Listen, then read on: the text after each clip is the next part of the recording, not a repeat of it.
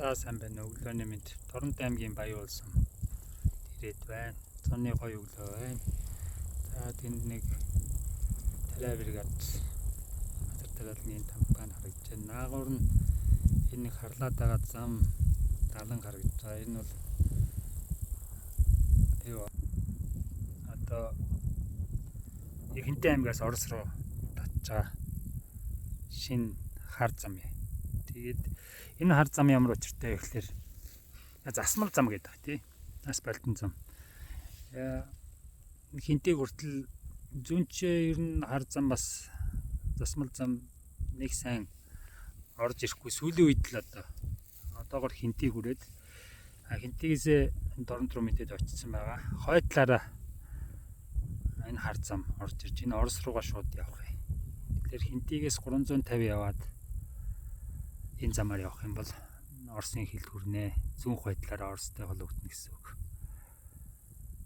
Тэгэхээр яг энэ замын дагуу байгаа сумууд бол нэлийн аймаг сум, Хинтээ аймаг, Дорнод аймаг мэдээж энэ хар замд нэлийн хайдлага тавьж байгаа.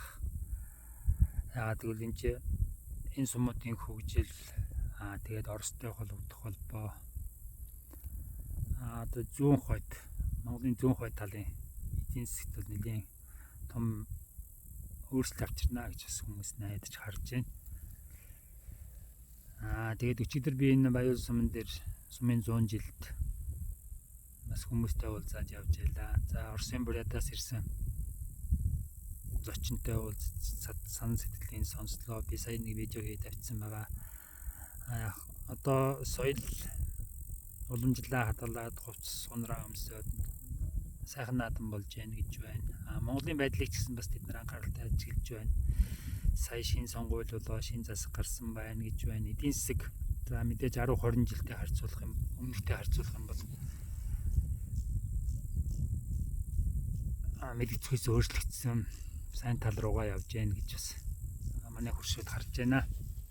За тэрэнд өшөө нэг миний уулзсан сонирхолтой хоёр хүн бол Өвөр Монголоос ирсэн хоёр хүнтэй уулзлаа. Нэг нь энэ Алтан имэйл гэж яг одоо замын үеч хилийн цаатлын тосгон 30,000 хүнтэй 20-30,000 хүнтэй юм уу та. Тэнд тээврийн компани хийдэг. Тим компанид ажилладаг нэг Өвөр Монгол хүн байна. Бодвол арилжаа 8 баяр наадмын завсраа сонирхч яваа болтой. Эндээс янз бүрийн ачаавараа тээвэрлэх, янз бүрийн асуудал байвал хэлээрээ гэж уцаа өгч байна. За тэгэхээр энэ саяны зам тэгээд манай Орос тал, Өвөр Монгол тал, Хятад тал ч гэсэн бас энэгээр анхааралтай ажиллаж байна л гэсэн үг. За бас нэг сонирхолтой хүнтэй даралсан Шинхэн бурятаас ирсэн Бат хингэж вэ. Бас нэг хүнтэй танилцаад би чадаад солилцлоо. Өчигдөр жоохон сүлжээ муутай энд 100 жил болоод усны сүлжээ бас нэг цаангүй байна. Мэдээж энэ нөгөө байнга байдаг дооноос их олон хүн зэрэг орохлоор өглөө энэ төр бол сайхан байна. Тэр хүн бас л ярьж байна яг Оросын буряттай адилхан. Ер нь анх удаа Монголд ирлээ. Гэр бүлийн хүнтэйгээ хоёулаа. Буцахтаа Улаанбаатараар орж бас 3-4 хоноод буцнаа. Нутагтаа очиод тэндээ мал хардаг учраас одоо хадлангийн цаг болж байна. Яаралтай буцах хэрэгтэй. Сайхан байна.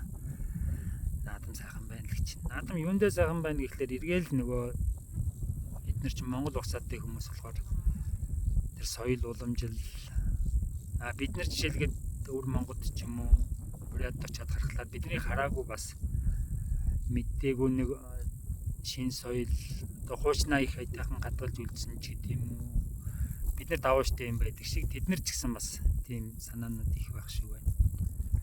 Тэгээ амтан ахтуудтайгаа уулзна шин найз нөхдөд болно.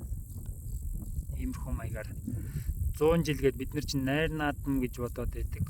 Мэдээж найр наадам байлгүй яг нь найз нөхдөдтэйгээ уулзна, ахтуудтайгаа уулзна, нутг орныхонтойгоо уулзна. Тэрний хажуугаар бас энэ давхар зөвхөн найр наадам биш тэр бид нар найр наадам гэ найр наадмаа багасгахыг ч яриад байгаа шүү дээ. Яг үүндээ бол тэгээд энэ зуны найр наадмын наадмыг бол бус дорнтой харьцаад тийм өргөнд дэлгэр бас тийм олон хоног амраад байгаа юм байхгүй. Ягаад гэвэл өвөр хавартаа бид нар ч ямар цагаагаар хэцүү байдаг үлээ. Жишээлбэл малчд бол ямар их ачаалттай байдаг үлээ. Тэгэхээр хэдхэн хоног ч гэсэн ингэж баяр наадмын далмаар шинэ мэдээлэл шинэ хүмүүстэй танилцдаг энэ боломж учраас энийгээ хийхээс аргагүй. За баяр наадам сайхан болж байна. Бүгдээрээ сайхан баярлаарай.